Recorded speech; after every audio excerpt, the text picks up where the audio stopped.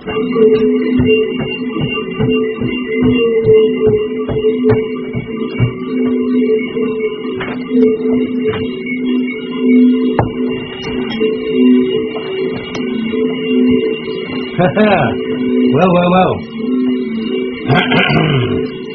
Oh, yes. Let's see. Hello, everybody. Welcome to All Spirit Radio. Welcome to, the alternative Sunday services, I've started to call this. I will be joined in a moment or so by Andrew Bartzis, and we will be talking about stuff. Yeah, so you'll have heard me running up the stairs and doing all that stuff. Yes, welcome to the chat room, and very much, very warm welcome to Neil, who's a fellow Englishman living in Scotland, musician, erstwhile jammer. It's good to hear you, and it's merrily like a goldfish in a 12-inch bowl. Yes, it's lovely to have you along, and great that you've got your computer running so that you can actually hear the show. Welcome to everybody else. Welcome to the Netherlands. Welcome to America. Who else is here? A couple of Howlers. Hello, Howlers. Howler is a default name. Thank you very much, and so I'm going to start a little tune, and that will get me a chance to connect with Andrew Bartzis. So we are now going to start a very special little program. Andrew requested it this afternoon. He says he's got some new information. We're going to be talking about the pyramids. I saw an interesting video about pyramids this afternoon, as you do. So while we're doing that, I'm going to be putting that on. So we'll be with you in a second. And welcome to Wolf Spirit Radio. We don't even have a name for this show yet. Hopefully by the end of the show we'll have one. And today we're going to be speaking about pyramids. Do give us audio feedback if there's anything up with it. I've done a little thing with the audio today. I should get a better bit rate. The music won't sound so good because it's gone to mono. So I'm running in mono rather than stereo. That should improve the speech and the voices, but it's only a slight degradation on the music. But I hope you've enjoyed the music so far. Music came from, amongst others, the Sons of Arca, the Soul Surfers, also we have Blue Marten,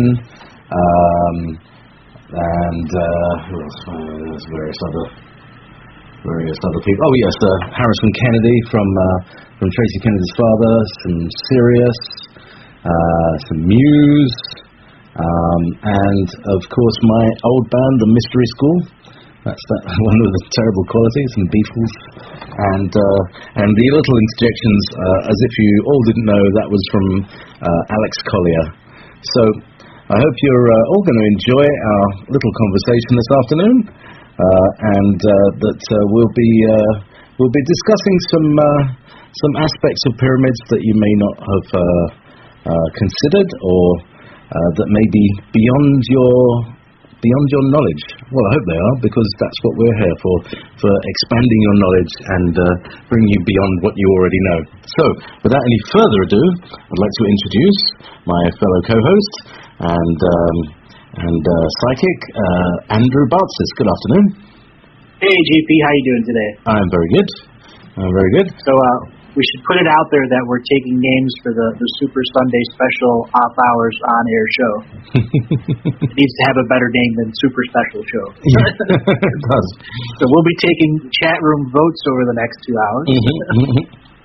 Yeah, somebody come in with some names. I actually came up with a name years and years ago. which was actually for a live event, which was on a Sunday, which was an open mic session. But I wanted to maybe expand it a little bit and bring it online. But it was basically in one of the local cafes here, and I called that the Alternative Sunday Service, or TAS. But it sounds a bit like a Russian news agency, so I'm not going to go with that. So anyway, good afternoon, and so yeah, you called me earlier. I've got some new stuff. So, what's been going on for you, Andrew? I've been pulled into Galactic hive mind, which is similar to when they have these big council meetings.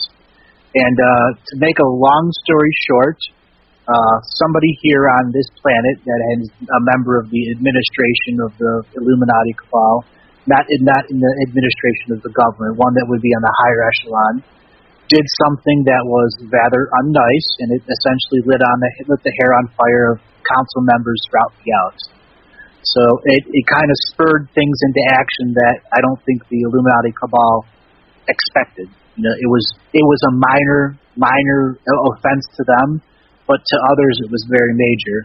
They've been keeping this planet quarantined for so long, and they've had it on the lockdown, that it was very difficult for the nefarious forces to get in and out of here. If anyone's listened to my shows, they understand that I'm doing shows with Michael McCracken and Cindy Brewer, and we're talking about the Alien Trade Pact. And specifically, some orders came due that the people down here, the administration down here, had to fulfill an order and deliver it to a very specific point in time and space so it could be teleported off planet onto a ship, and then that ship could be teleported outside of this galaxy, and then it could be delivered its cargo. Well, they have been doing these like smuggler runs, and many of them have been caught until they developed a piece of technology that allowed them to essentially start in the central sun in the northern galaxy and do a series of extended jumps to other central suns, and then ending up through our sun, so they were out of phase with our reality when they came out.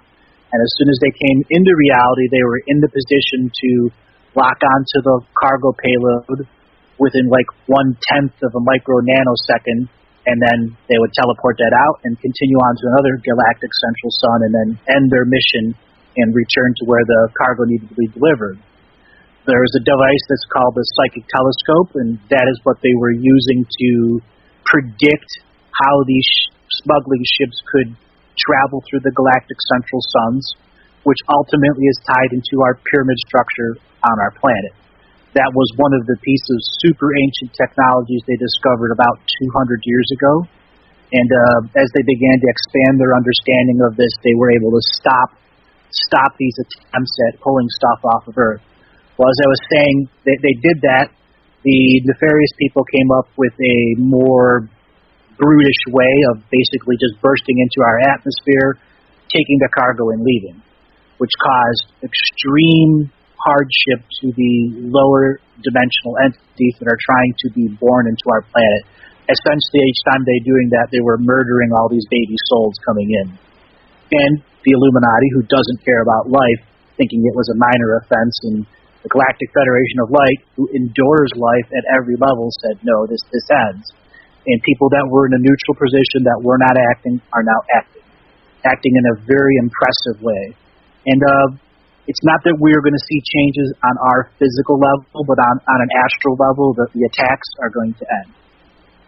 Some of this high-end etheric mind control satellites that are out of phase are going to begin to be removed. Tolok has talked about some of this technology before, but some of it was so intertwined with our society, if they removed them, it would cause an opposite effect in the timeline. The administration here on the planet has planned this world very, very deep. So deep that for every action, there's an equal and opposite reaction on 9 dimensions of concept.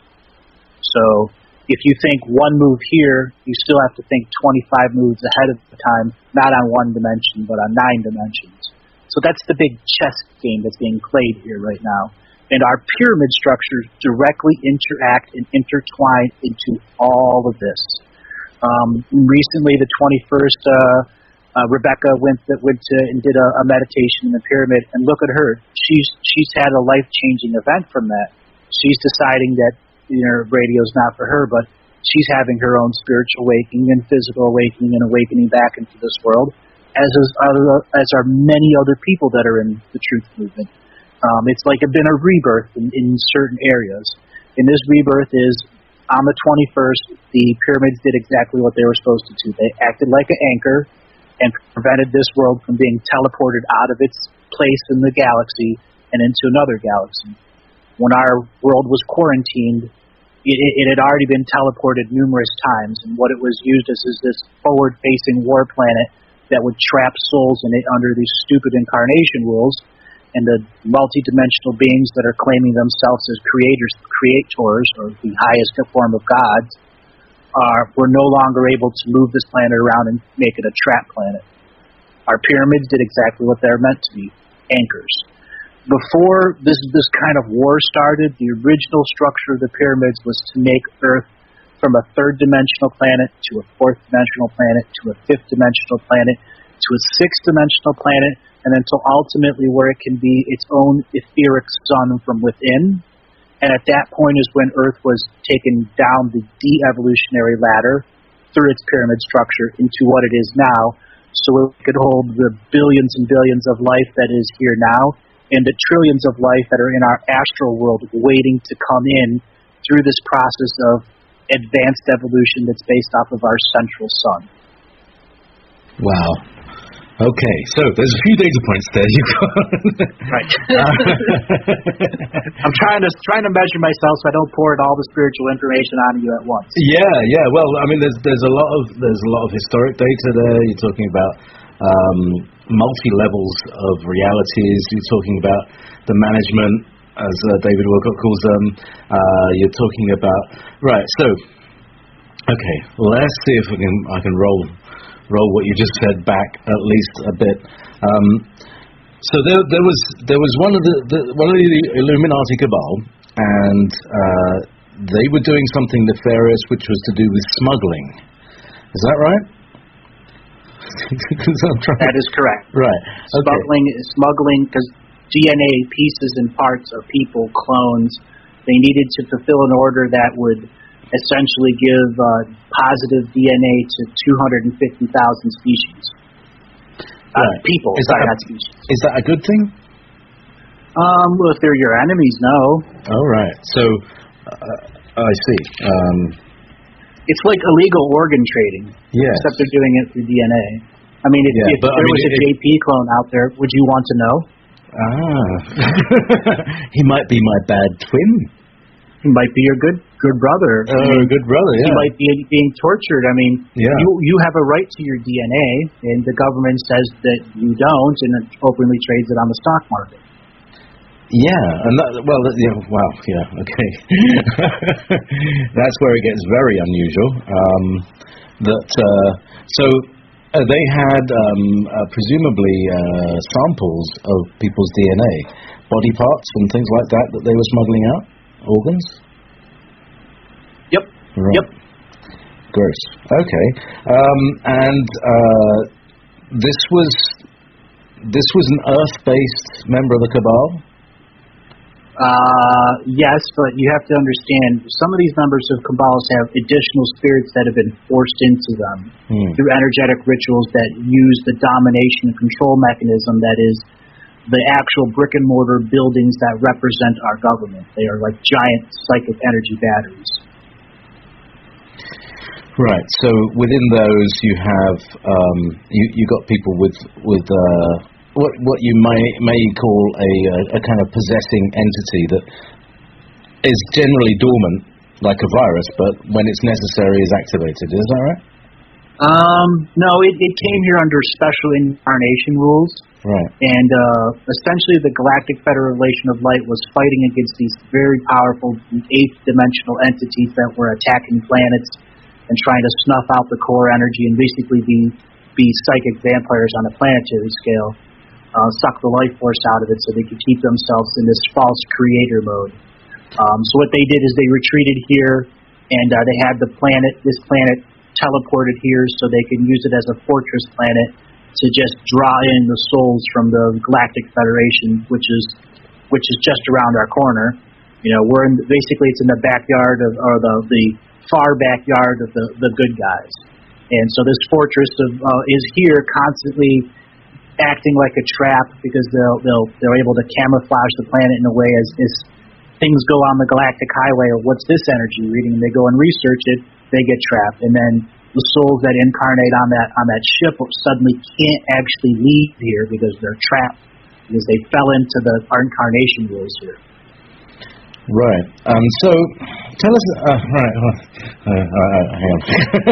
No, I was going to ask you to expand on that a little bit, but maybe we can talk about that later because I'm still trying to get what you told us right at the beginning of this video. Right. Okay. So. That's an interesting thing. Norm, Free Sovereign, has just asked, could this smuggling of body parts be very much part of the extreme mainstream media promotion of abortion for more body parts from the fetus remains? Yes, it is. Yeah, okay. Spot on, Norm.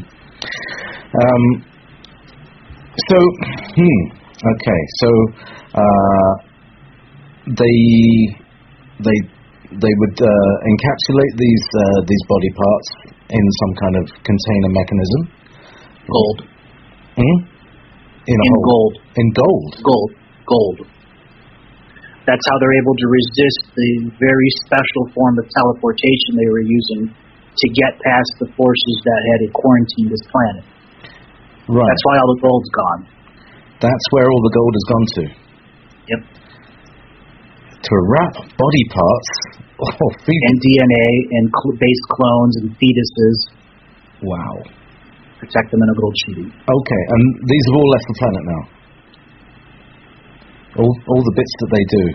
Yeah, they have very special orders that have to be fit on a very difficult timeline. I see. So this is like a kind of galactic Amazon, and they say, all right, we want this kind of DNA and that kind of DNA, and deliver it to us on this date and stuff like that. Yeah. Right. And they have a very narrow window to complete that, otherwise they don't get paid. Right. And what do they get paid in? Technology. Souls. And information.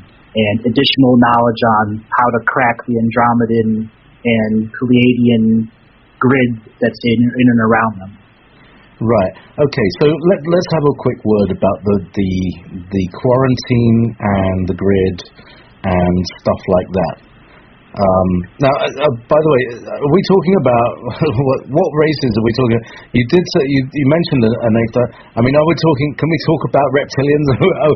I feel comfortable with reptilians somehow these days. Oh yes, the reptilians. It was a bit like Star Trek when you were very happy with the Klingons. We finally made peace with the Klingons, and then the Borg appeared, and they were like the most scary thing ever. Let's talk about these people who don't like us. They're generally known as reptilians. There's several dozen different forms of them. They live on the inner Earth, and some have evolved enough to be on Hollow Earth, and they've shut off the evil ways. And then there are the ones that are not the good guys, and those are the ones that became higher dimensional false creator spirits. They essentially ascended themselves to the consciousness level of a planet. But they did it through a method of domination and control, and not through a method of co-creation and positive reform of spiritual rules.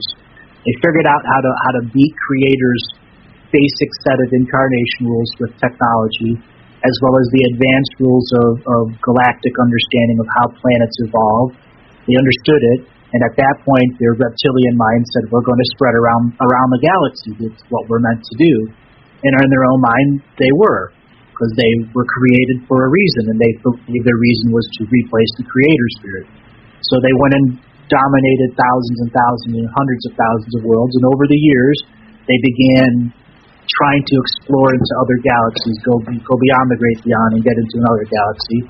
And then they ran into people like the Galactic Federation of Light, or whatever you want to call it. I just call it the good guys, because there's 5,283 of them that are united. and they don't use one name. They use many, many names. Some species will donate 100 cycles of their warriors every time, and then they're off for 100 cycles, or something to that effect. So there's always a big force that can respond to any action. So for several 100,000 years, they fought back and forth, until finally members in the reptilian society figured out how to evolve on a much greater scale and bypass the lessons of the light and the lessons of the neutrality and stick with domination and control. And it was by instilling false religions on planets that were of lower vibration, lower technology. So they essentially were able to quick evolve third-dimensional, fourth-dimensional reptilian spirits into fifth- and sixth-dimensional reptilian spirits, basically by using the stolen prayer and psychic method of other beings and other planets, as well as the psychic saddle they had put on the planet. So after thousands of years after that, they began to evolve hundreds and hundreds and hundreds of these sixth-dimensional bastards, I'm just going to call them that, who ultimately are the Archons. And they said, all right, we cannot beat the good guys in open space combat. It's just the technology is just too off balance. So they figured out another way to fight them, which was by making these called war planets, which were essentially planets that they put these nasty Archons on, set up very screwed up incarnation rules, and just started pulling spirits from other planets here. Like a ship would jump in, they'd teleport 20 people off, jump back to Earth, teleport them onto the ground, kill them, they're stuck here astrally. They can't go back to their worlds under their incarnation rules. So that's the kind of nasty things that they've been doing. Right, and then there's also people who get here and fall here accidentally and fall into the reincarnation cycle as well. And correct. Is there hope for these people to get back to their races and their people? Yes, that's what 2012 is about right now. That's what 2013 is about. Right, and this is something that you were telling me on a private conversation, right? Okay, right. The latest thing is come from Seven in the chat room. If you're Catholic, every time the priest gives you a host that represents the body of Christ, you're eating part of a fetus. This is how people are involved in the rituals of human sacrifice without even knowing they are. Bingo. Yeah. So, well done, Catholics. Strangely, not supporting abortion, actually supporting abortion. It's every church that uses the host, and they get their host from the Catholics. Great. I was going to say something else great, but great. That's a good thing. So, and anybody who's involved in this, does that invoke some kind of karma if you partake in this thing? Yes, because I'm hearing an echo. Yeah, sorry. Right.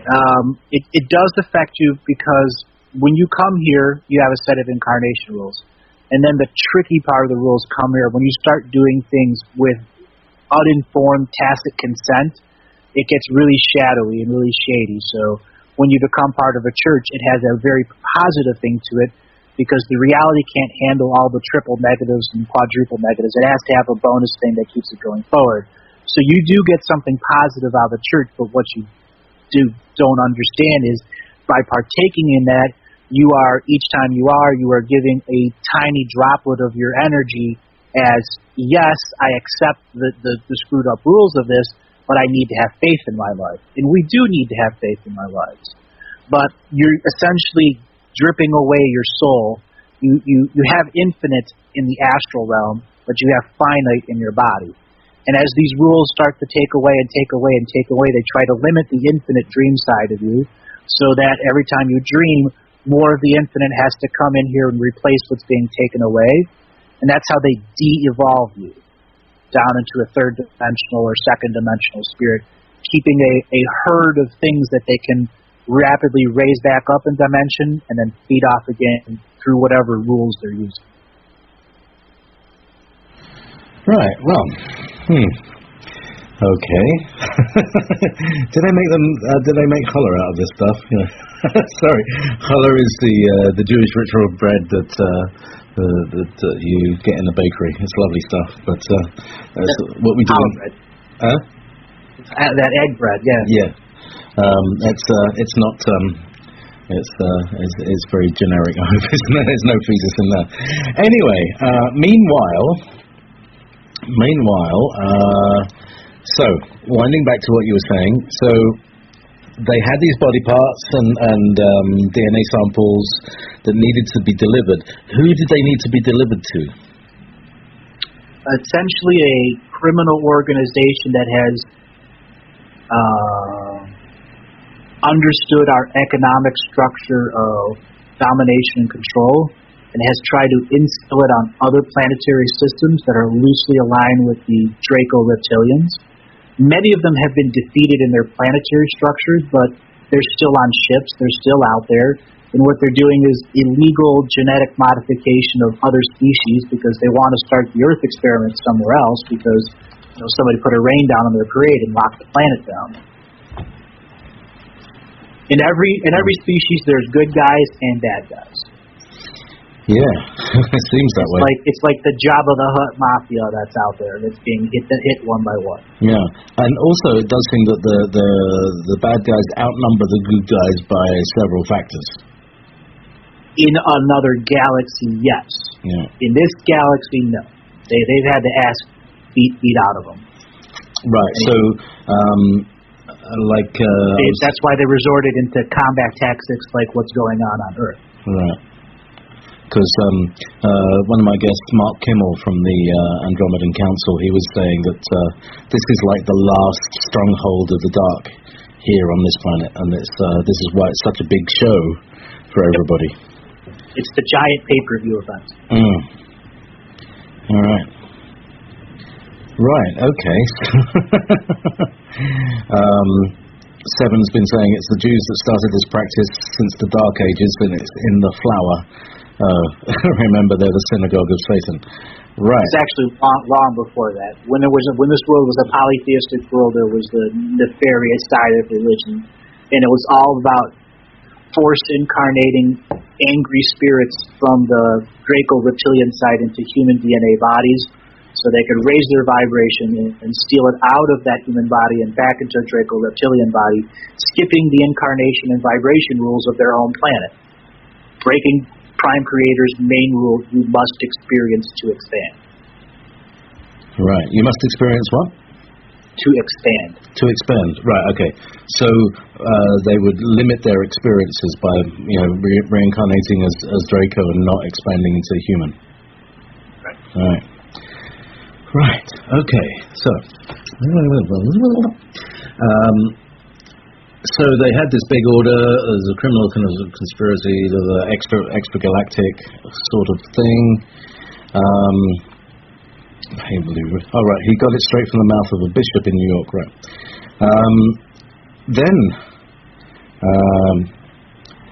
So tell us a little bit about the teleportation systems that they were using. You were talking about like something that happened in a micro-nanosecond or something. Do you want to run through that again for me?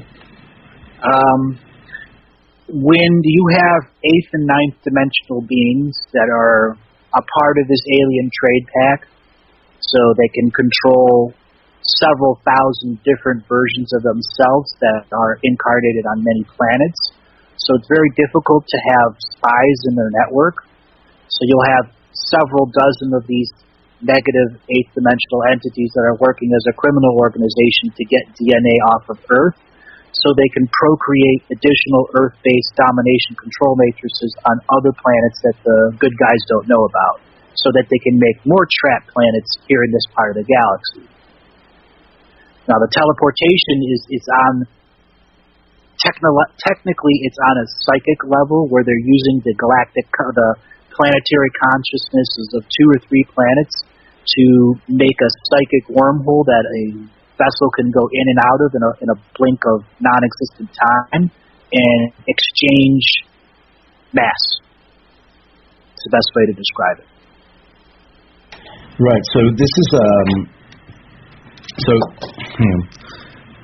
it starts from the psychic level, but it actually can move 3D materials. Yes. Yes. Right.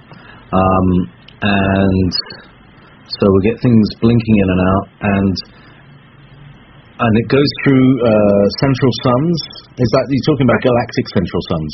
Galactic central suns. Right. So that which they did it in such a way that they were able to go through dozens of galactic central suns, and then use our sun as the prime landing spot at the same time while the multidimensional beings were interexchanging mass on a psychic level, and all of a sudden that ship pops into that bubble and there's mass exchanged and it pops back out. That's the perfect smuggling operation for them. Certainly is. Right, I'm still trying to get behind that. Ties into our pyramids. Yeah, right. Yeah, and this is where it comes back to the pyramids, which now many moons ago we had a conversation with Thomas Hughes, and he was talking about the Sasquatch and their origin on another planet. Which he says was Maldek, the exploded planet, and they knew that there was something going on, and so they teleported off Maldek and onto the Earth, and from their stories they used the pyramids to do so. So yes. that was the first time. Thousands of species did that, actually. Yeah, I bet. So how did they know that Maldek was going to be destroyed? Or did you it was the natural evolution that was going on there. Right. In life there's death, and in death there's life. They needed a new place to go to, as did many, many, many other species. This kind of gets back deeper into the history of Earth, when it was what's known as a refugee planet, and it wasn't a trap the way it is now. Species would come here to be healed by Earth Mother. At that point, she was a seventh dimensional planet that had multiple species living on it, co-creating with it on many different dimensions in hollow Earth, inner Earth, outer Earth, the astral. There were great, how do I put it, societies that lived here and that created positive things, but at the same time, they were locked in an eternal war with the original concepts of the Draco reptilians before they split off into a few dozen species. So,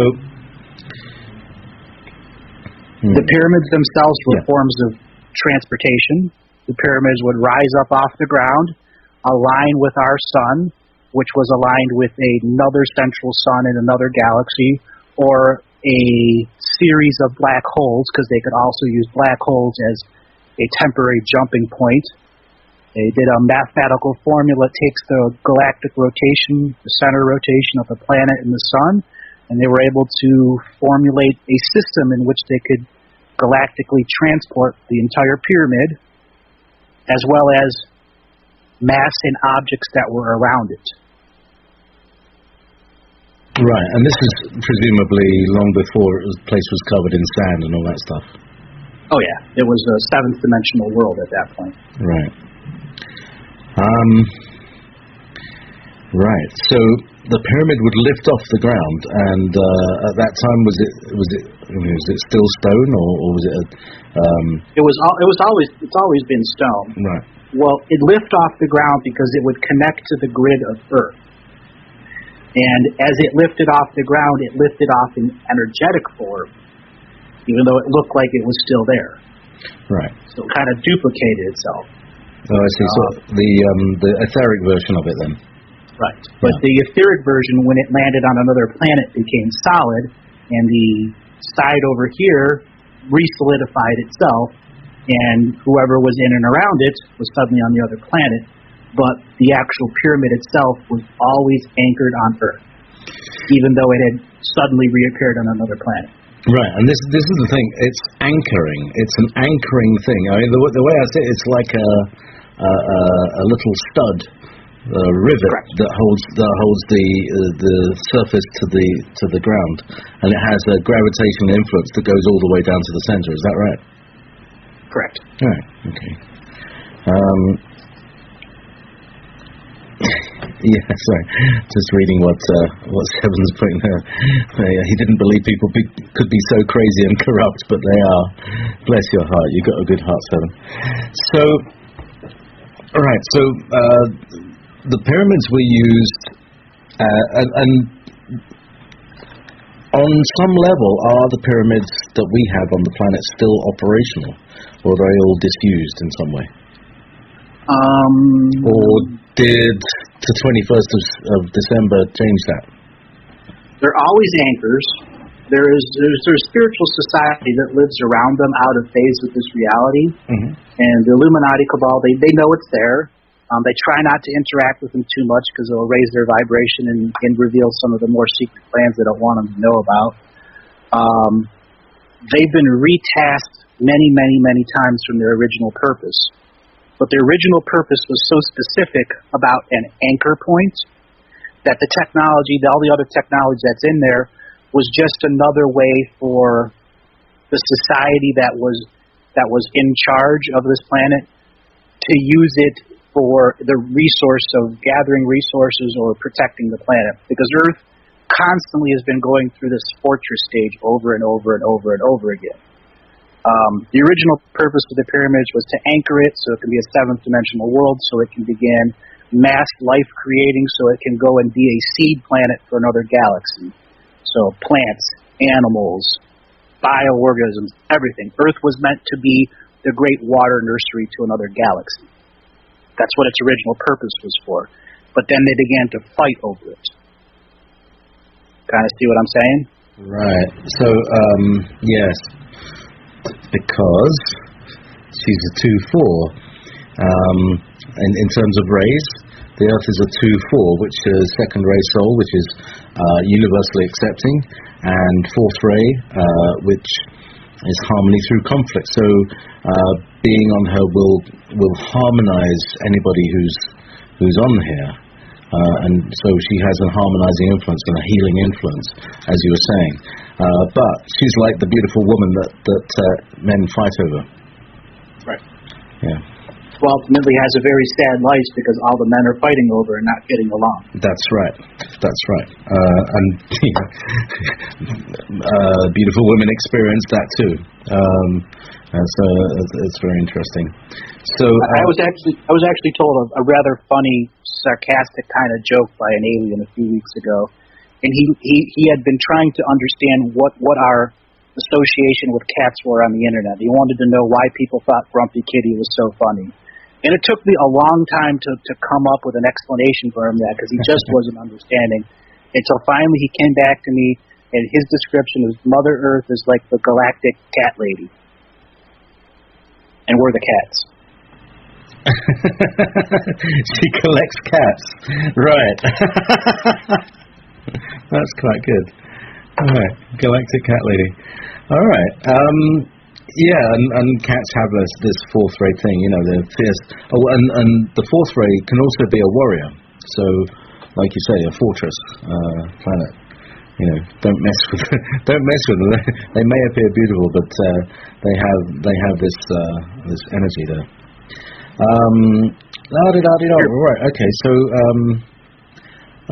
So we've got we're building up questions, and we'll keep breaking this down until everybody gets this. So here's a question from Insane Shane, which is, what about this buried pyramid in Alaska that's giving off power? I've not heard about that, but sounds about right. That's a part of a network pyramid that was designed to be, how do I describe it, an etheric reflector for negative psychic attacks on this planet, because many, many times that when this world was under attack and it did not have the actual physical troops to defend itself, what it did is it resulted into making these special crystal war cities where you had several 100,000 people living in them, and they would develop a military technique where they could psychically attack a whole planet in another galaxy, which would ultimately prevent them from sending forces here. Right, so that's a kind of a remote viewer, remote influencer on a grand scale. Kind of correct. Right. Okay, so And the buried pyramid is presumably an automated system. Is that right?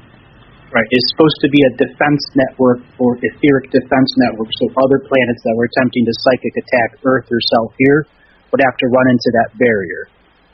All right. And the Earth is under psychic attack, yes. Not as much as it was before. The incarnation rules are much more devastating to it than any of the psychic attacks right now. Right. Okay. Okay, so here's a question from Swami. So Swami's, and thank you very much. Swami sent me a couple of pictures. I'll forward you to them. I don't know if you want to post them in the chat room there, Swami. He's in the Netherlands here, and he sent me timelines of the Clock of Giza, which is a very interesting set of photos. So one's gold, silver, bronze, iron, right? Oh, yeah, okay. Right, so it's all the different ages. I'll see if I can forward these to you through our Skype connection here, Andrew, so you can have a look at those. Very, very interesting. They show the cycles of Giza Pyramid. And what's that called? Clock of Giza on the sea, clock. No? Why can't I see it off the desktop? Where did they go? Oh, no. They came through Merck, didn't they? So how did that get there? Oh, no. Sorry, I'm just muttering to myself and wasting time. So while you're doing that, while I'm doing that, you can speak. And there's more. Oh, yeah, there's Swami posting them. Thank you very much. So Seven's talking about how we've all been kind of sullied by this whole thing, and makes it difficult for us to get away from this evil energy that we've all got a bit of. Well, it's not necessarily the evil energy. I understand where Seven's going from. I've done many shows with him. What it is there's when you have something that spins round and round like a planet, densities are formed, and people start to form into soul groups and all sorts of things. And the people that are good are not as influenced by evil as he thinks, even though they're still a part of the system. There's this original soul contract that Earth Mother has that will erase all of these other soul contract rules if the people come into a form and format where they're expressing their truth and freedom with Earth as a part of it. That is the Earth-based religion, Earth-based spiritual evolution.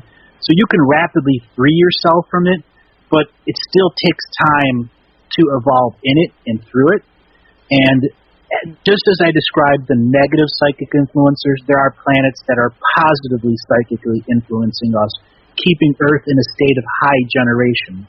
Example, the quarantine itself that's around Earth is based off of 10 planets in the Alcyon system that their whole spiritual purpose, if they're not part of the galactic exchange and commerce, they sit and constantly enforce the etheric grid around Earth, so it maintains a quarantine, so they cannot teleport our planet away and begin this trap planet in another galaxy and then spread the chaos and havoc. Something we got to realize is the DNA that's on this planet relates to the DNA in thousands and thousands and thousands of other species. So not only if we get off, we could cause a toxic mess. We could start an influenza virus that could kill off trillions of people before they found a cure for it. So that's the big scale thing here. That's kind of when it comes to the pyramids, we can get off this planet. We really can. We just have to figure out how to use the pyramids again, and it won't be hard. We can throw off the cabal at any point in time. We have, collectively as a species, have chosen not to because we've been dumbed down, because we don't fully understand our history, and because of the mind control techniques that have been out there. Well, they've only been around for 100 years since TV and radio has been out, so it's not a massive part of our society, the current form that's going on. Now, it can easily be done. You could have one or two ascended masters all of a sudden evaporate all of this technology that's there. They're not for a reason, because just as I described early on, these ninth dimensional beings that are acting in a form of domination can predict what's going to happen. So you have to do the most unpredictable things on nine dimensions of expression. So that takes a bit of imagination, doesn't it? Yeah. And presumably, from what you're saying, is like people are actually doing it, and it is actually happening. So there is hope for the whole bunch of us. Oh yeah. Understanding that the pyramids are anchors, and as people begin to meditate on that concept, interact with them, you know what? On a different scale, the people before us, let's say in the 1900s, had just been exposed to the pyramids, and they were lied to about it. The people 200 years ago, the only ones that know about it were the Masons and the Illuminati. Several thousand years ago, there might have been 10,000 people that knew about it. Now it's being exposed to us on a mass scale. And as we begin to invest in it as a culture of Earth-based citizens and not individual nation citizens, you'll have a bigger understanding of what it is and what it can do for our freedom. Okay, so there's Giza, right? And Giza's arranged like the belt of Orion. Does that mean it was created by Oriones? No, it was meant to, let's say if you're on one part of the planet and you focused on it, you could remote view and then co-locate into the pyramid and then send your consciousness to Orion or any of the central planets that are there and then communicate in real time with them without actually having to leave your planet. Right. Okay. So it's more like a central. If it was the internet, it would be what they call the central trunk. Correct. Or a system. Backbone to that system. Yeah. It would be like Highway 66. You know, it would go from as well as on a physical and a psychic level. Yeah. So presumably, the whole night sky is mapped onto our planet as cross-dimensional communications devices to different parts of the sky. Does it work like that? Yes. All right. Okay. This is good. A lot of it is kind of like, oh, I could have told you that. But, a lot of it is, and this is an example of us being dumbed down because we have all this stuff in front of our face, but because of the amount of distress that's in our minds, we don't have the space to step back and say, I see that pattern matches with that pattern and that it works.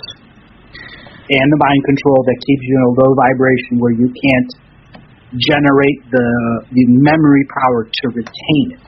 Yeah, and because you're being forced, for instance, by school, to remember a whole bunch of lies, and because they're lies, you can't remember them, so it takes more and more of your mental effort in order to retain the rubbish that they tell you at school. You have passed go and collect $200. Very clever. Very clever how it works. And it's like it's like turning something inside out and inside out and inside out again, in a convoluted, interesting. So, meanwhile, we've got a bunch of galactic criminals who have been smuggling human DNA and human evolutionary information off this planet into an extragalactical Amazon warehouse, which has been supplying our enemies with our knowledge, our skills, our abilities. So if they haven't got it, are we like the most advanced? What's the deal? Why do they want Earth DNA, Andrew?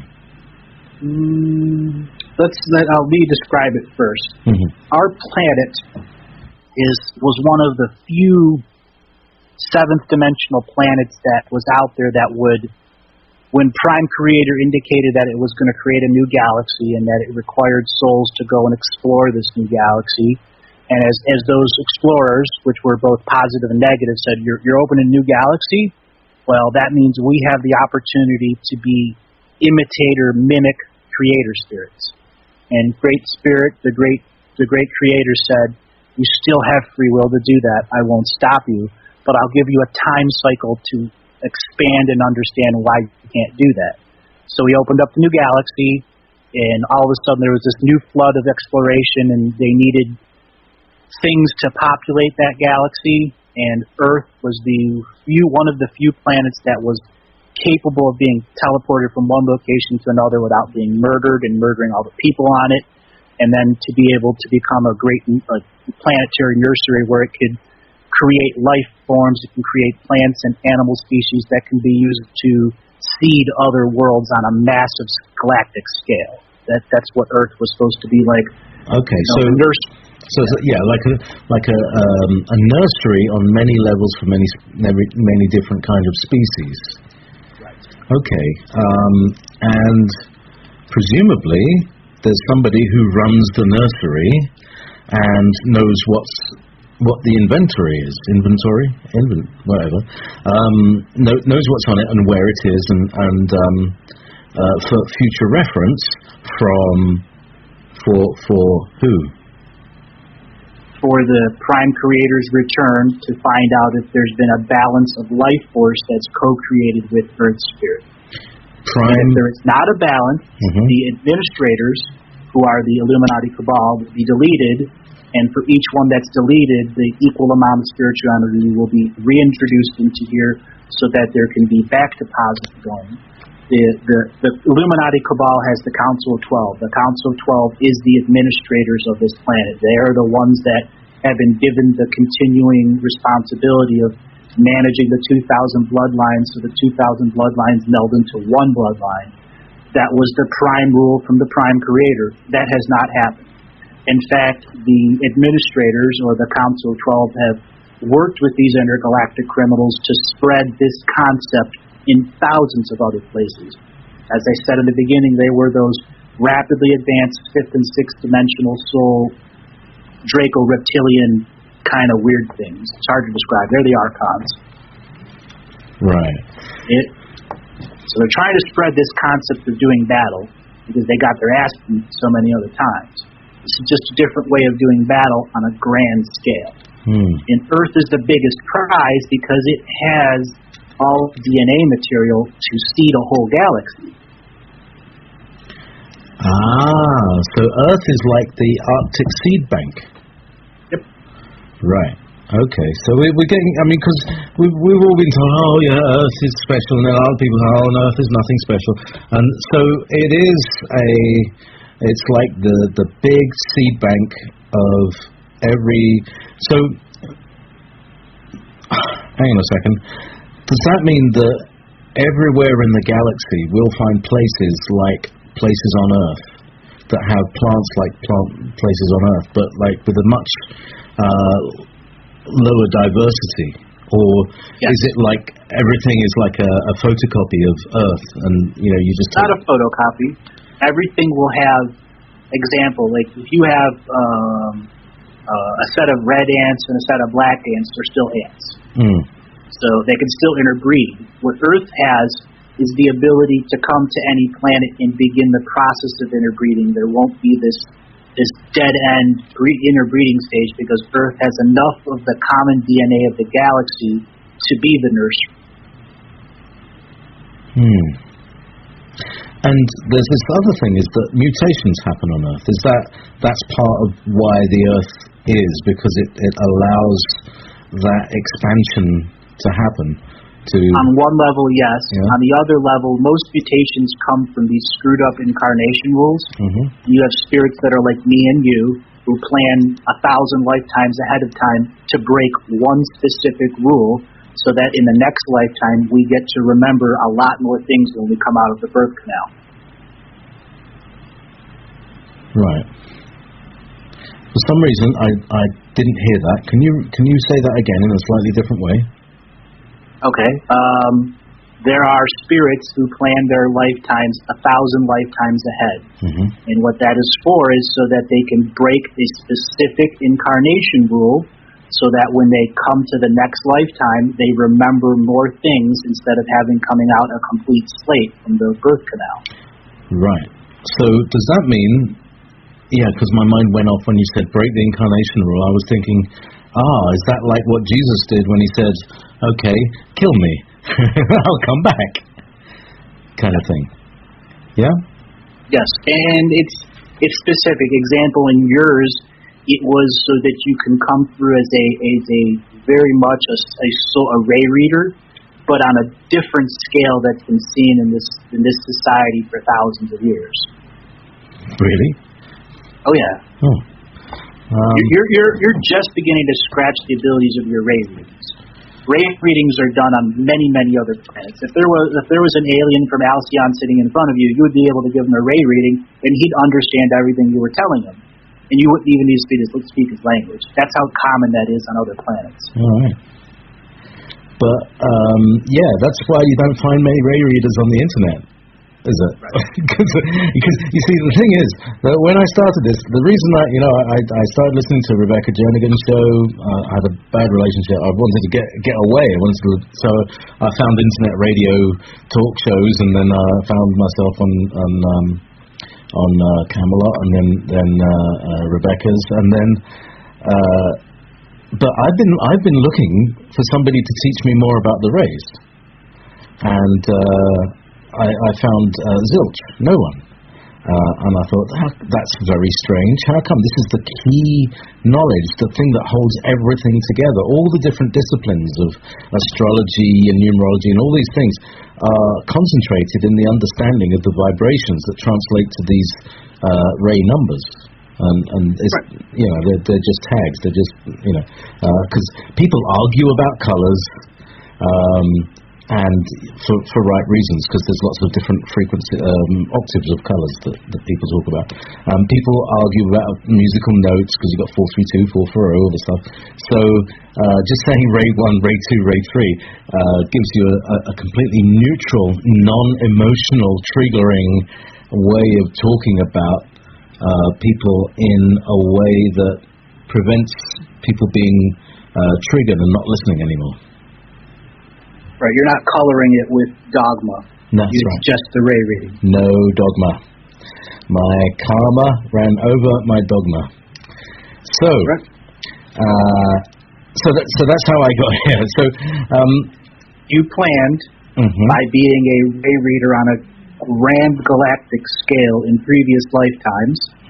So you did so much good that when you came here to be through a set of crazy incarnation rules, you looked at the incarnation rules and said, I see you, all of your rays, and you just did the lifetime chess move to have all of the experiences that you needed to have, and once you completed them, you're here now with all of those ray skills intact. You may not fully remember all of the lifetimes, but all of the skills are intact from your own planet. Which is? Alcyon. Alcyon. Very interesting. Those people who know me personally will know that I've carried a painting around with me. It's not a painting. It's a picture. So 3 feet by 2 feet. A picture of the Pleiades. I had a motorcycle accident on the Seven Sisters Road. I used the Pleiades as navigation. Whenever I want to go somewhere, I look at where the Pleiades in the sky and I just go towards it. I tell you, it always finds me where I need to go. That's very odd. Well, that's ironic that you just described it like that, because in your previous lifetimes before you came here, one of the things you knew is you had to be able to guide the galaxy, and that was how you raised your ability to be a ray reader. And you were an astrogator on a ship that was a biosphere that was exploring new galaxies. And you essentially would use your ability to read rays of other planets and stars and solar systems, be them alive or dead, and you could help navigate these biospheres through these completely unknown territories. Yeah, because if you can tune into the ray frequency, which is it's like a melody. It's like a bunch of notes, a bunch of frequencies. It doesn't have to be a melody, but I suppose it would work out like a telephone number. When you punch in the telephone number, it goes beep boop beep beep beep beep boop. Some people can do that actually because it's two notes at the same time.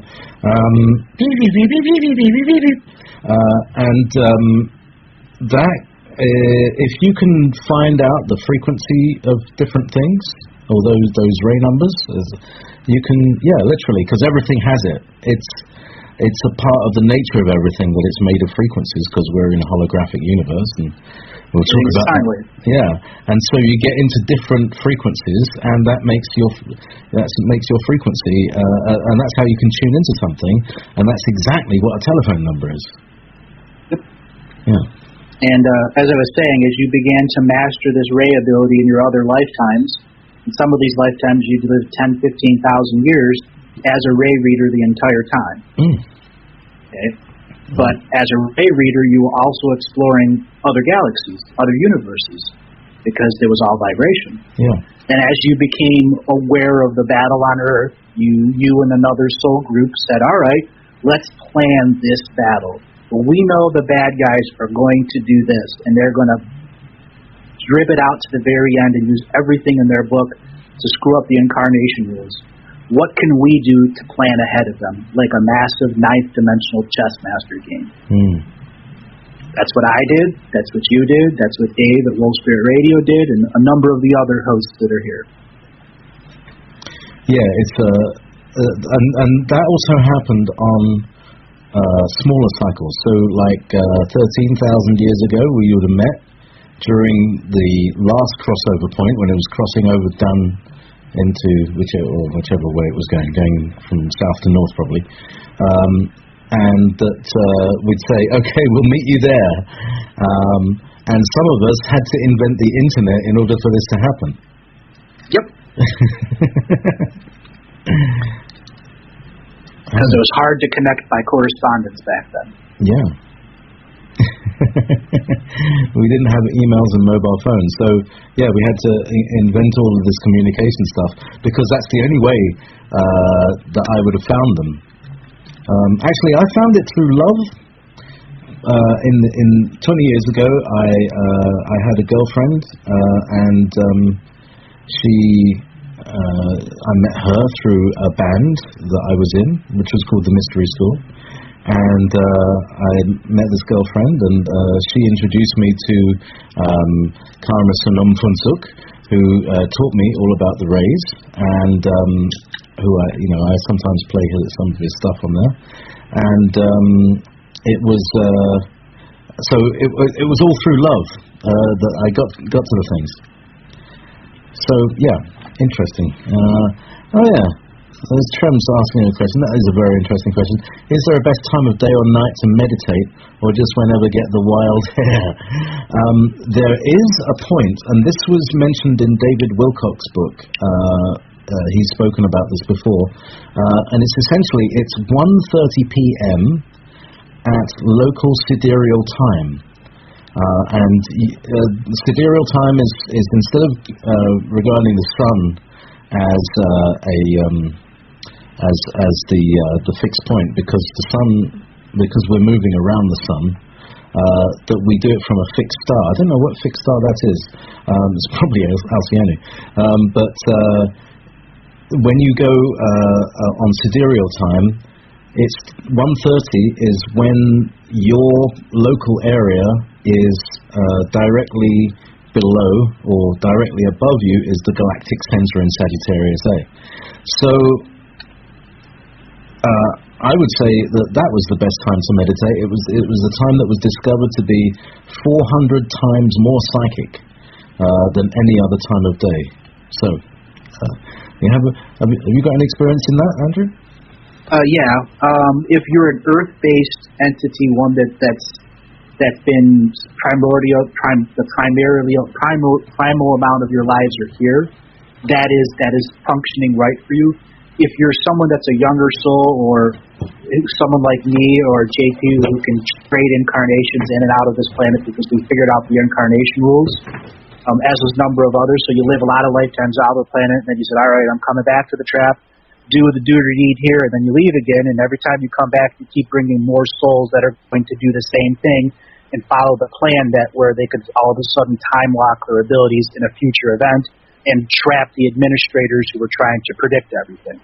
That's why there's a lockdown around this planet, is they trapped them. They caught them in a mistake. So what's your actual time of day for the day or night is your most amount of power? It really depends on how you dream, when you wake up, and as you begin to wake up, how much dream time you remember.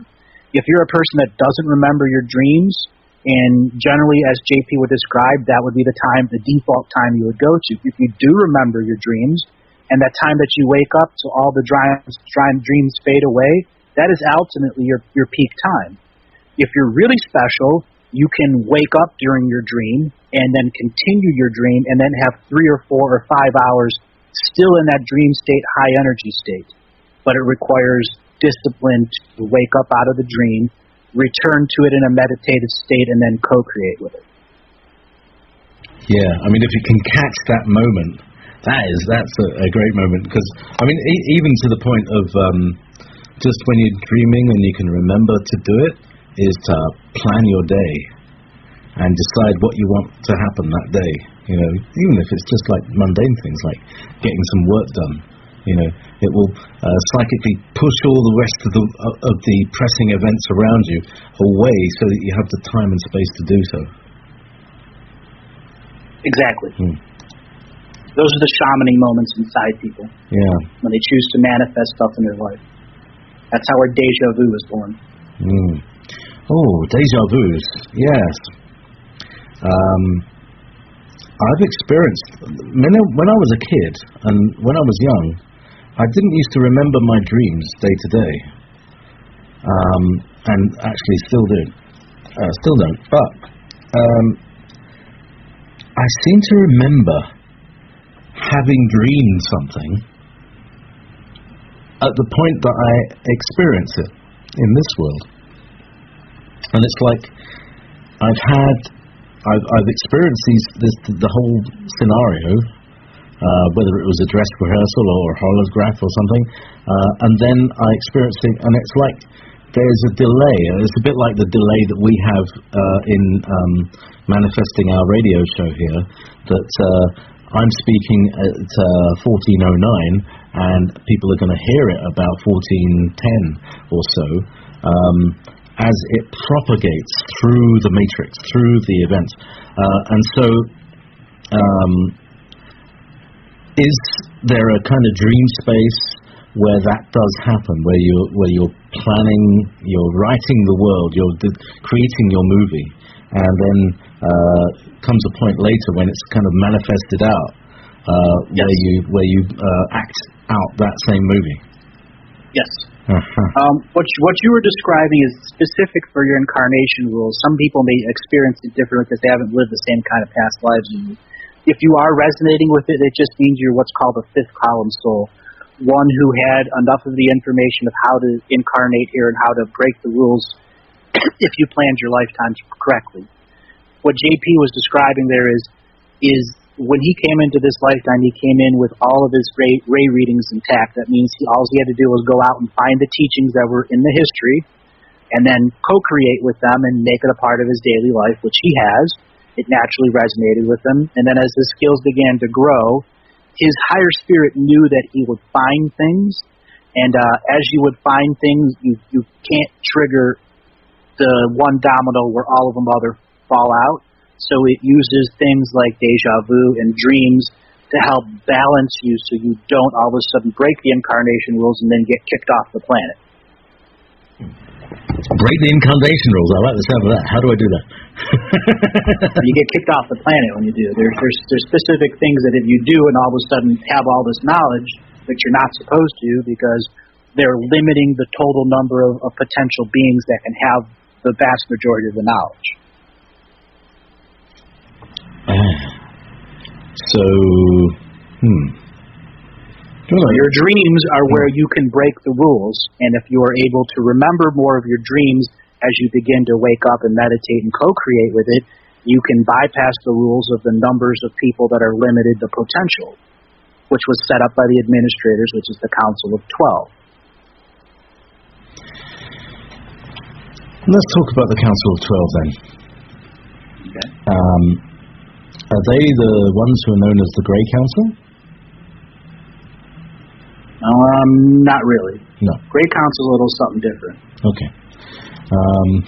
Council of 12 are the 12 administrators that have been given the original word by the prime creator, the original creator of the galaxies.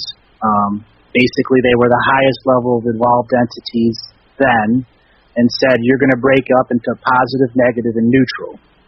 And you're going to be 12 that are going to be on this planet, which is going to be vital in the many millions of the years of the future. So this Council of 12 has been here going through lifetime after lifetime after lifetime, and it needed DNA, it needed people, it got bored, it made all these wonderful societies, they all left, until finally Earth's the seventh dimensional planet, and these things come around that are called the Draco Reptilians and said, oh, we could have fun with these.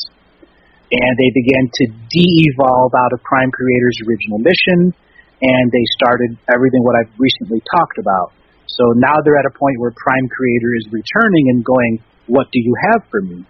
Part of his original rules was there are 2,000 bloodlines on this planet, which was the end of the last big wars.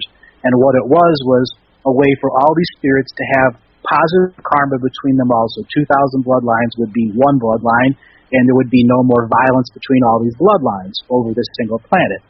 The administrators were given a task to make sure the 2,000 came into one. Well, when the reptilians came around, they said, we're bored, let's have some fun, and they got drawn into the galactic drama again, and again, and again, and again, till it was time wars that are around them that are affecting hundreds of other galaxies, and it was a bunch of teenage kids going wild, partying their ass off, snorting coke all the time. That's what it turned into, the train wreck that we have now. So these 12 are in charge of the 2,000 bloodlines. The 2,000 bloodlines form the Illuminati Cabal, which are the Central 300. Those Central 300 are the primary psychics that help control the planet. Under them are primary administrators who help control governments, so on and so forth, down the chain of the pyramid. So the guys at the top are the high energy beings that can interact with planetary Earth's mind and do mind control through that. Well, Earth is no longer accepting that. Prime Creator is going to return and said, are the 2,000 bloodlines one? How many do you have? Earth, the Prime Creator said, you must maintain a minimum of 1,200 people that were from 2,000 bloodlines to a single dominate bloodline so that can interact with all species. They have absolutely failed at that mission. So there's less than 100. We need to I like the idea of this the next part of the story, right? Because what we've got to do is merge all the bloodlines, yeah? Right. So that's what Prime Creator's original task to the Council of 12 was. Right.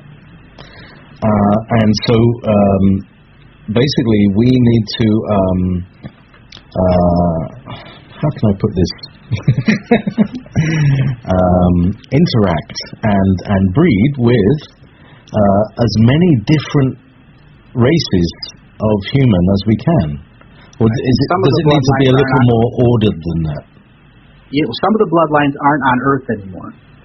Oh, well, that's not handy. Remember I also said that the 12 was broken down into positive, negative, and neutral? Mm-hmm. Well, the neutral spirits were kicked out by the light and dark forces a long time ago. So there was no longer a neutral balance here. That's why it's a bunch of teenage kids. I describe it as a bunch of teenage kids on a coke binge. That's what it is. Hmm. Okay? There's no neutral balance here anymore. Right. So there was a proton, neutron, electron stuff going on in the Council of 12. In the Council of 12, and presumably there were 3 of each. No, 4 of each. 4 of each. 4 of each. And so the distribution has changed. Do you know what that is now? It's just between the forces of light and darkness. It's actually like 7 to 5, because a number of the light forces were forced to evolve out of here because they were threatening the offspring on other planets. It was like a big blackmail. Either Archangel, blah, blah, blah, you go, or we're going to start attacking your homeworld and murdering billions of people. He did naturally what he did. He left. So they gain an extra member on the council. Right. So basically, the council needs to be reformed. So, right. Okay. So there's. Well, you got to realize what Farm Creator's message to them was: I will reciprocate if there are a minimum of 1,200 of these spirits that are co-creating in the 2,000 bloodlines. Your administratorship will continue. If not, for every one you are short, I will begin to delete the previous positive members in your previous members in your energy structure of a pyramid, and replace it with the balancing energy, which would be a neutral person, which is like you and me. Right. We can see through neutrality. We can understand it at an energetic level. Yeah. It's not to say that you, a prime creator, created you, but what it's saying is, let's say one of those super powerful psychics that are there all of a sudden is going to die, and then somebody that's had been in a vegetable for 35 years in the hospital all of a sudden is going to wake up and kill himself and go, I'm here to change the world. Because he'll have all the potential of that which was deleted in the Council of 12 power structure, that particular entity that was deleted. Right. So this would be somebody doing like a K-Pax, entering the body of an otherwise what's the word? Redundant. It's like I'm talking in terms of the physical being rather than but somebody who wasn't anywhere. In the society, just like the body being kept alive, really, and that they could jump into something like that and start doing a thing, yeah? That's right, but it happens at many different levels. There are a lot of these ascended beings that are going to be deleted replacements, are going to come in as children, or come in as walk-ins, which you know well of. It doesn't just have to be about it. It was just the example. Yeah. So, I was some describing will also a walk-in come in the sense of spirit guides. Right. Interesting. So, welcome, Goffy. Yes. Reiki master and not religious. That's right. Well, there's a lot of people who are religious, and in this group there's people who are spiritual rather than religious. So here's the thing. So we've got the protons, who you could say are positive, and you've got the electrons, who you'd say are negative, and you've got the neutrons, who have a neutral charge. Yet they all carry mass, and they all have spin, and all this stuff. We contribute to the balance of things. So let's get back to the Council of 12. So they are expecting the boss to come home. Daddy's coming home. When is this expectation? Is this what 2012 is about? December 21st was the signal to them they had to do the audit on their planet. And the audit is they failed, and they're figuring out how they can communicate with them, because they've muddled down their own abilities. They can no longer communicate with them. So in the contracts that they were given, they have X amount of time until the planetary central sun begins its pulse. Its pulse will go to all the other suns that are in our galaxy, and all those suns will begin to pulse the audit of life energy through Earth's sun. Then Earth's sun will do its pulse of audit energy, and it will scan the Earth in total, and nothing can be hidden from it, and they'll determine what will happen. That'll determine the response of the prime creator of neutral. That sounds like Judgment Day to me. It isn't judgment. That's the thing. It has no judgment. It's neutral. Yeah. But it's an assessment. An audit. Yeah. An audit. It is looking for the people that will go ahead and make sure that the 2,000 bloodlines become one. And it'll look for those. Oh, Andrew, are you still there? You just disappeared. I'm still here. Oh, sorry. It disappeared when you said it will look for? It will look for people like you and me that understand that you need the 2,000 bloodlines to be one, and do what the healing you think is necessary. It won't let opaque people. It'll look for transparent people. It'll look for people good of heart, so that a species can come together as one, even if it takes another 10,000 years. The Prime Creator doesn't consider time. It considers the results of the people trying and the lessons learned among the spirits. Beautiful. Beautiful. So, Council of 12 and their task, and they failed, and we will, how will that manifest in the world? I mean, will that sort of emerge into the media, and or will, I suppose that's what's happening right now. That's exactly what we're doing right here, you and I. But will there be any effects that people will see that the audit has failed and that we have to become more one? How do we I suppose, and again, I'm answering my own question because I'm thinking, well, yeah, I can see how Andrew's going to answer this question, which is like, yeah, that's our job. Am I right? That's our job, but we have crib notes, and the crib notes are the pyramids. Right. Okay, good. Back to the pyramids. Anchors. Yes, anchors. A bunch of anchors. Anchors to what? Yeah. Anchors to Prime Creator's original mission, which was to have a high vibration planet where 2,000 bloodlines that have been at war with each other for a very long time could come and exchange karma and be at peace. Right. So this is relationship. Yes. And the marrying of bloodlines. And that's not just like we're talking royal bloodlines and things like that, but all sorts of different bloodlines. Is that right? All sorts. And for the purpose of healing. Because there are thousands of species out there that have used cloning technology to the point where they can no longer have sex organs that function. Oh. And we will be the ones that will be able to pass on the psychic healing energy to them so they can, or the genetic input so they can regrow those sexual organs, or to have true love between so that the bloodlines that are in the past and present and future can understand there's a karmic debt has been repaid by having two mortal enemies in true love. That's interesting. At some point in time. That's interesting. Very interesting. So there's going to be a lot more loving, and this is like the whole age of Aquarius, age of love, and all that stuff. Is that there's a whole lot more loving going to go on, and presumably we're going to have to break down a lot of the mores and the taboos, because those taboos have been put into place in order to keep us dumbed down. Yep. I'll give you a little peek into your future.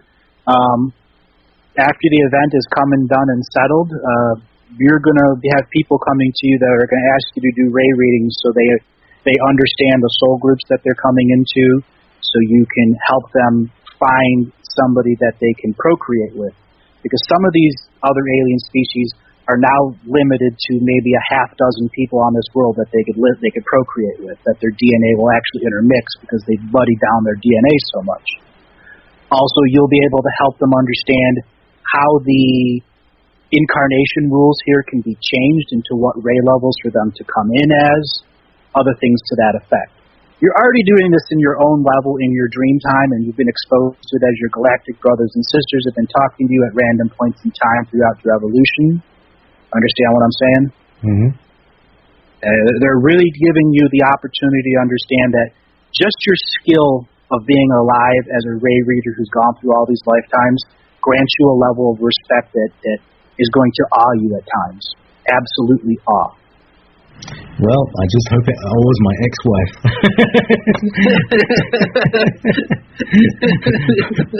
I think it will. That'll show her. Exactly. That'll show her. Very interesting. Should have stayed with me. Yeah, she rang up this evening and asked me about listening to one of my programs. So she's actually listening to one of my archives as we speak. So one day she may catch up. Bless her heart and liver. Anyway, so yeah, this is fascinating, and that was fascinating, and thank you very much. I hope to. What I'm trying to do, I often edit the parts when people give me a sort of reading. I try to edit the parts and keep them in a separate place so I can come back to them more easily. But essentially.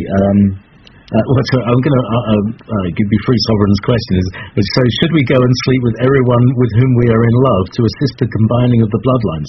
And I just want to ask you sort of focus that a little bit because I think it was semi-flippant, but at the same time it was a very serious and important question. What is the nature of this whole falling in love business? Why do we fall in love only to be ditched or ignored, or all of this stuff? Why do we always fall in love with what seems to be the wrong person?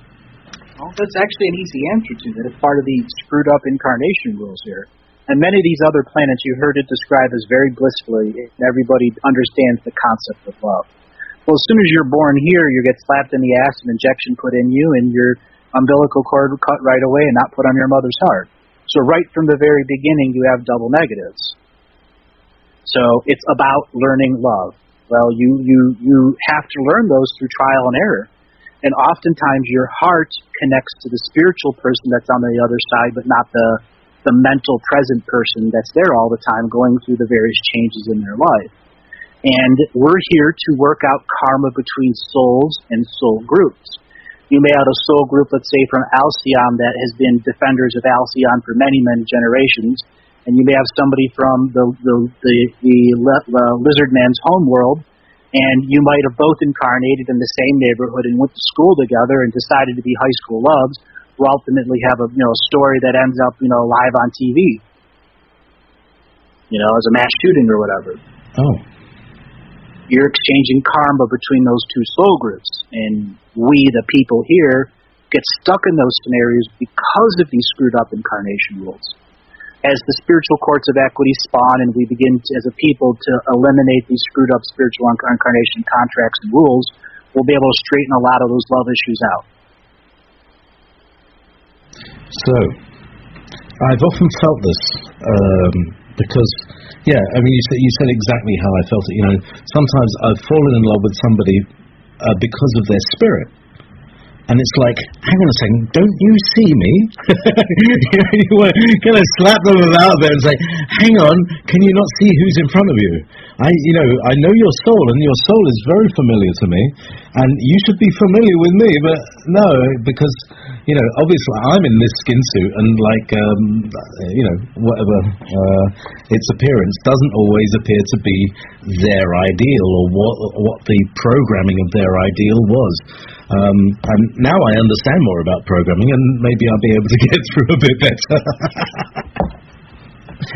But that's a fascinating thing, Andrew. Fascinating that we do fall in love with the people, and we end up in this very flummoxed state. Like, why did that happen? And what's that all about? And it's because of these. So, do you want to talk a little bit about the incarnation rules?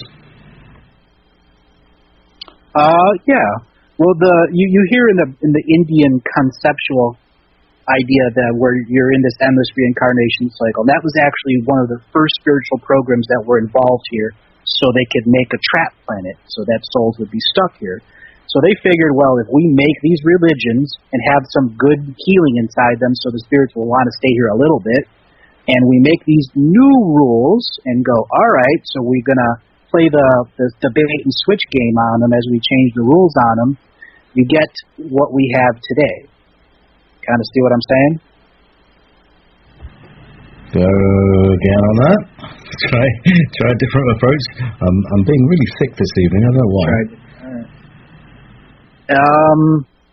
I'm battling against some of your soul contract rules that keeps you evolved here. It's not that you're going to go flippity-flip all off into the universe. It's just there are certain things that your higher soul says you got to learn at a lower pace, simply because it will put connections in because you're a ray reader, and as you're listening to me, you're understanding the potency of the ray words that are coming out, which is on the galactic sine waves level. So it's all right. Why don't you ask the question again? Right, okay. So let's try that another way. Wow, that question has gone right out of my mind. Okay, I'll have to listen to this later. I get the idea because, I was talking the other day about how it is good sometimes to do something slowly and not to just kind of, find out the answer, Google it, and you know the answer to something. It's often good because you have to get it into your bones.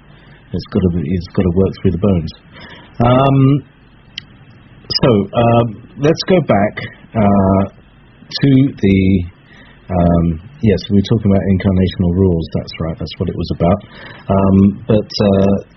Maybe we'll talk about that later or another time. The pyramids, the Council of 12, the stealing of the DNA. And how that was stopped and who that was stopped by. So you explained to us that it was certain members of the Cabal, or is this actually certain members of the Council of 12 who have been selling off this stuff out the back door?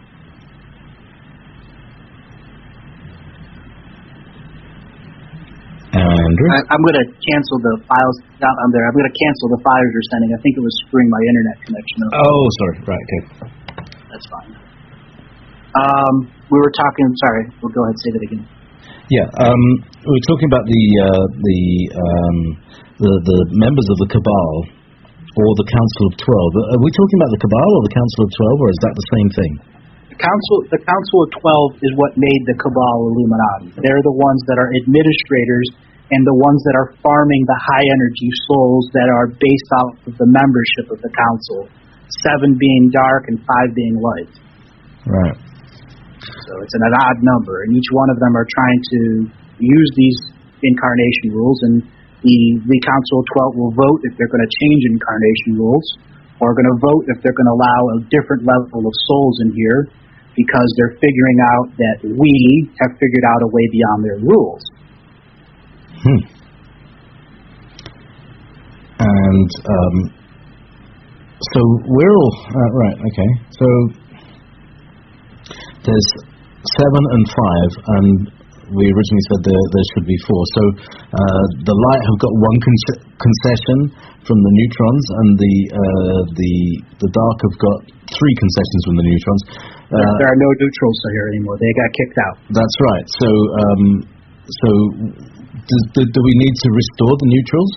Yes. Yeah. That prime creator is neutral. Right. So it is 444 again. By putting the number, by putting the prime creator's energy that is coming through the sun, this is the major change and the primal change in the management structure of the planet. Then. Correct.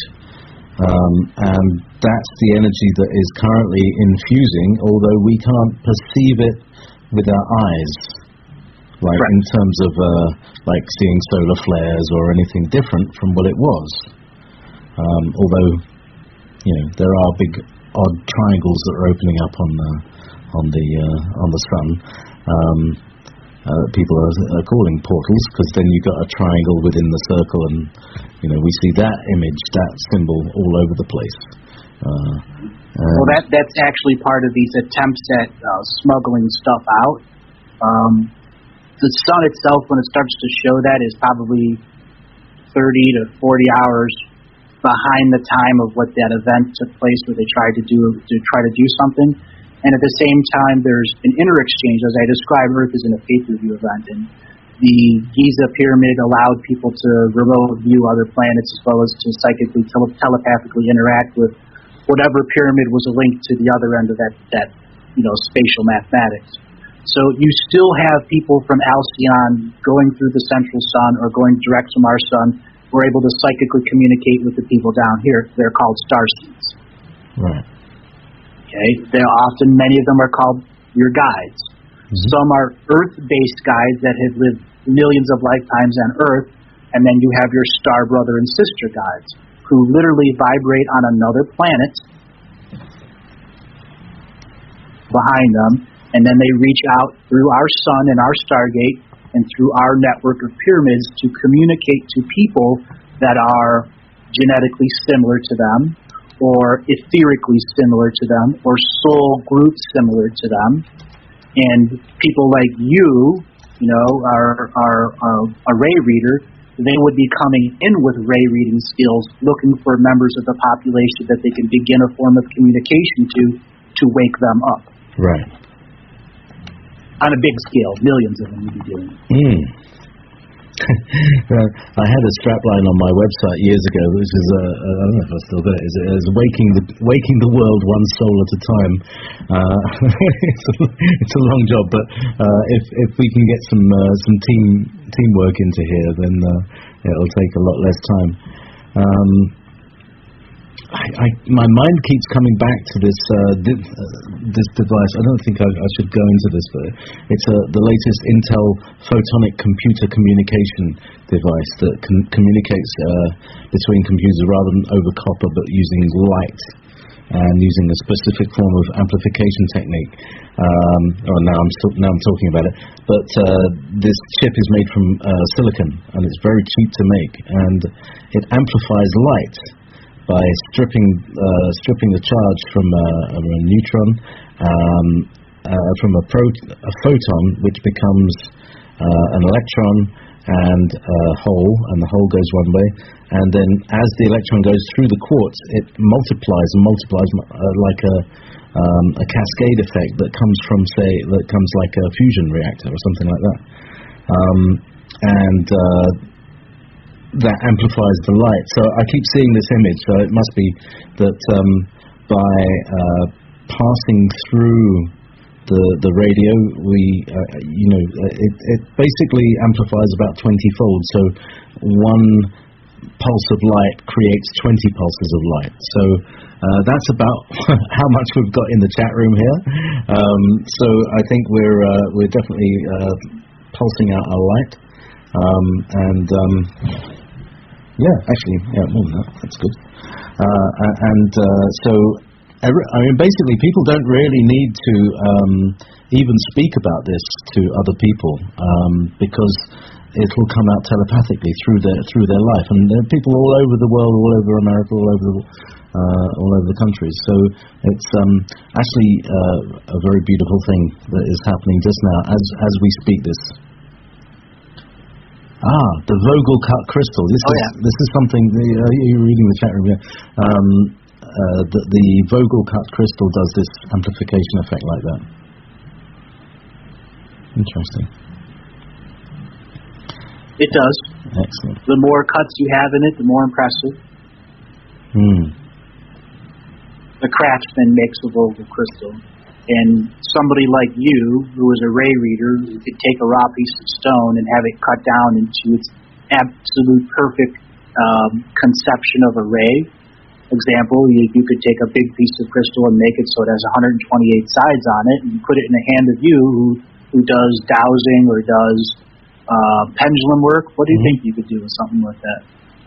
Well, actually, I received a new pendulum the other day that has a rose quartz Merkaba that spins in its little gimbal between a little crystal sphere and a crystal point. It cost me £12. It was brilliant. It's beautiful, and that was pretty interesting. The kind of questions that we were having with that. And that's an interesting thing. Yeah.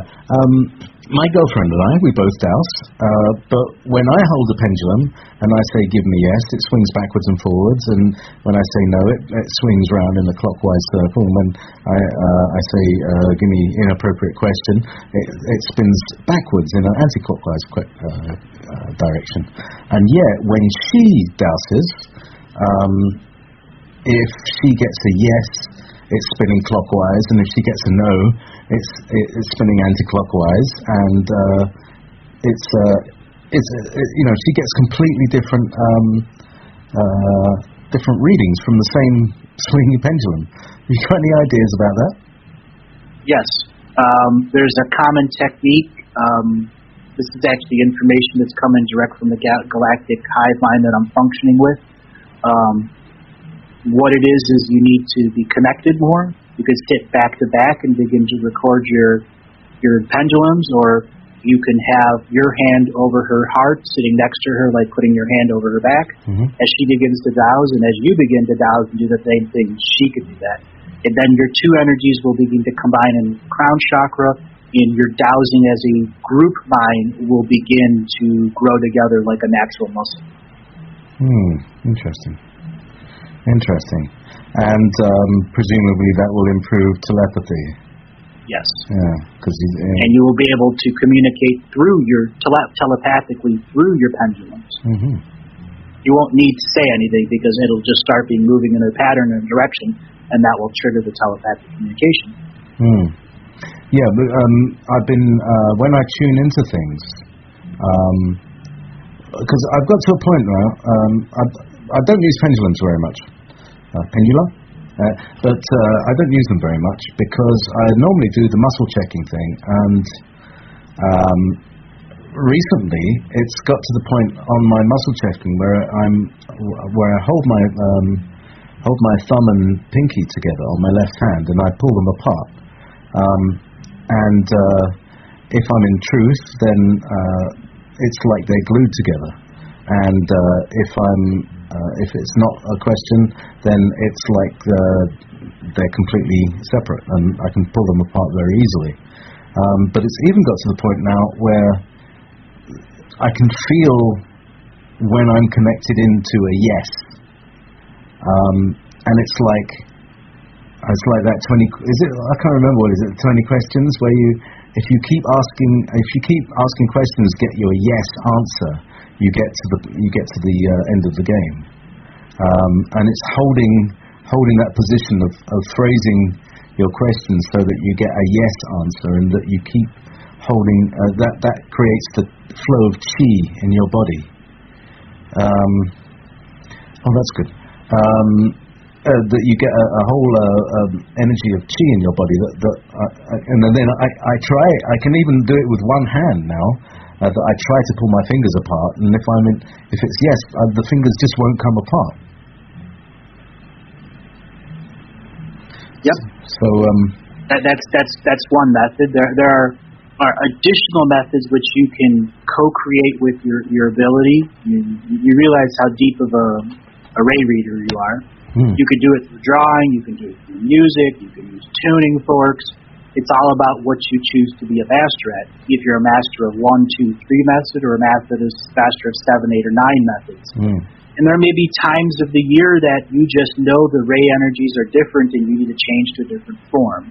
So you'll need many tools in the toolbox. Interesting. Okay, so we have a new guest who's going to come in, and this is Olivia Valencia. All the way from Orange County. Orange. 1444. It's Orange. Come in, my dear. Where are you? Olivia. Hi, how are you doing? Okay. I just came from a workout, so still trying to catch my breath here. Okay. How are you? According to Andrew, I'm going to be fine. Hey, Olivia, how you doing? Good, thank you. So what are you all talking about? So, let's see if I can recapitulate this very quickly. My guest, William Stillings, I sort of half booked him, but he may not actually turn up. So I'll just have a kind of rolling thing. Andrew, if you want to check in or check out, you can stay with us. I'll stay. We're having a good old time here. Yeah, so let's have a kind of 4-hour Beyond special. Beyond special. super ever beyond special. We're still taking names for it. Yeah, because we're getting pretty galactic. So if I can recapitulate for Olivia's benefit, Andrew started off the show with a short description of things that are happening just now. Namely, that there's been a capturing of a bunch of DNA smugglers who have been teleporting DNA off the planet that has been preserved using the gold that they've stolen from us. And it's been noticed by the senior management, and these people have been dealt with. But they've been using pyramids as teleportation devices in order to get this stuff off the planet. Have I lost the thread somewhere? You kind of lost it. The pyramids were the anchors. That's what allowed this to take place, that type of interaction. Right. Then we went on to incarnation rules, which are linked to the pyramids, and what the Council of 12 is and what its job was. Right. So, are you up to speed, Olivia? Not really. Let's just say if you and I were talking off the books, Olivia, it would have been one of those make you smile shows. Okay. Yeah. But as we've spoken already off the air, how I verbally talk very simple because the way it's hard to translate for me. For when we speak in other terms of language through energy. So, but the pyramid thing, I hear so many things that people have, so many theories of what concepts, what they are and stuff. And I think I've said this before on the air with you, JayP, that some of these pyramids were actually flown in from other galactics. There were battles. So not all the pyramids were built here in this planet. Yeah. Yep. Definitely. And the ones that were built here, they were replicas of the originals because they saw what it was able to provide. And so some of the other families that came from other places showed the natives here, the tribes, how to use it and how to replicate it. That being that the material was of this planet, you can tell the difference. But I don't think archaeologists and physics have actually realized it yet because it's been overcoded. Right. Only the metaphysics people are beginning to scratch at the surface in its meaning. Yeah, the metaphysics, yeah. And that's why it's so important to take metaphysics, and it's been kind of shunned down for a long time. That metaphysics actually gets into not only yourself, but it gets to connected of the earth and all the elements that exist, and by doing that, you communicate, and it teaches you a lot. Even more about what your gifts are. Yeah, and speaking about gifts, Olivia, I know she has a thing about what she is. She's as different as me as I am to JayP. She has a very different set of rules for her spirit coming here, and I have a very different set of rules for me coming here. Yes. There are things Olivia can co-create and talk with all day long, and then there are things that she can't because her spirit has a specific purpose. When you get on air with me, who has a totally different purpose, I'm able to say information that she can't physically say, as well as JayP add to that. And this is the free-willed part of co-creating with a prime neutral concept in the administrator. We're doing what the administration should have been doing by co-creating in this manner so we can come to a point in healing in our species. Thank you for saying co-creators, because people seem to get confused about what is like a creator and what is a co-creator and what is the aspects of before becoming a co-creator. Because you get people talking and saying, I'm a creator, like I'm a god and you're a god and stuff like that. I went, do you understand what a god is?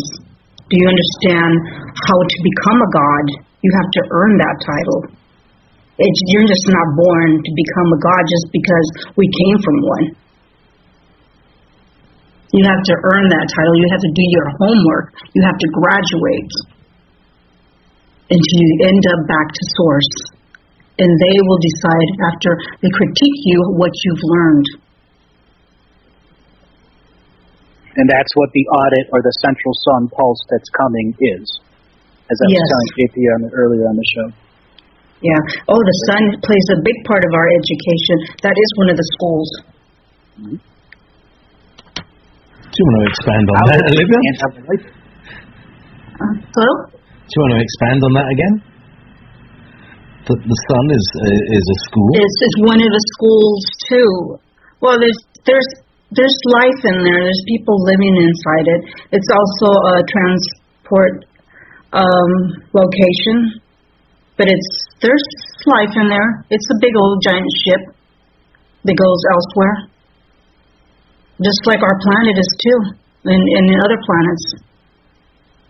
Remember, I was telling you our planet was moved. Yeah. So, I just saw this thing on Facebook that the moon is older than the Earth, so that must have come in another time. Yes, it was brought in. Yeah, so, okay, it was brought in, using the passive verbs. Who brought it in? When and why? And how much did it cost? How much did it cost? Yeah. Who uses money? Well, energy. Okay. How much energy did it cost? Yeah, how much elements did it cost to put this thing together? Or how much energy, creators and co-creators energy did it take to do this? It's definitely government over budget here. Is it always over budget and late? Did it arrive on time? Is it like British roads? It's the wrong kind of teleport. Anyway, there was another moon. There was actually two moons at one time, but I believe that I was informed a long time ago when I was a kid that the other one exploded. I don't remember the entire story. It was left as a trap when it was teleported from one place to another, and then it blew up. And when it blew up, it killed a whole bunch of nasty things that were chasing the Earth. Yes. I just couldn't remember that one middle part you just said. Okay, back to school. Again, it's different rules. I have a different perspective on the galactic history. Part of the reason that I came here and co-created an incarnation here. Not everyone will understand it, but those that do will be led to search for their own truth. And that's fine. I knew that was coming. I knew that would be a challenge, and I'm here to honor that challenge with my best attempt now. And same thing with Olivia and JayP. They're here in their heart and their spirit, trying to bring as much of the truth forward that they've learned, and so that we can come on air and co-create a new truth that we all can say, hey, at least we got something out of this. We have quite an interesting collection, and there are people who kind of pass through and come by, and there are conflicts and there are misunderstandings, and eventually everybody ends up at the right place at the right time. Here we have Olivia again. Now remember, I was saying before, Andrew, that the Earth has a 2-4 ray package. So that's a ray 2 soul and a ray 4 personality. That's Olivia. She has a ray 2 soul and a 4th ray personality. So in that way, yes, I'm very connected to the Earth. That's right. And she is an agent of the Prime Creator, given a specific mission here to help reprogram the concepts here. Yes, thank you for saying program, because that's exactly what it is. I do hold. I'm one of the ones of a handful that are actually in charge of the computer programming of the Earth and the universe. But that's kind of hard to explain when one cannot see it, unless you're really, really high into your metaphysical, and at a certain point that if you ask me to do something and I do something, hopefully you will be able to see me doing it. Well, another person that doesn't have no concept whatsoever will just stand there and look at me and go, all she's doing is standing there, But the other person will see me totally doing something. It depends what side of the mirror you're at and how you're seeing things. And how much source code is returned to you so you can understand source code's neutral perspective. Thank you, there. Thank you, source codes. Source codes. Yes, I like a nice sauce.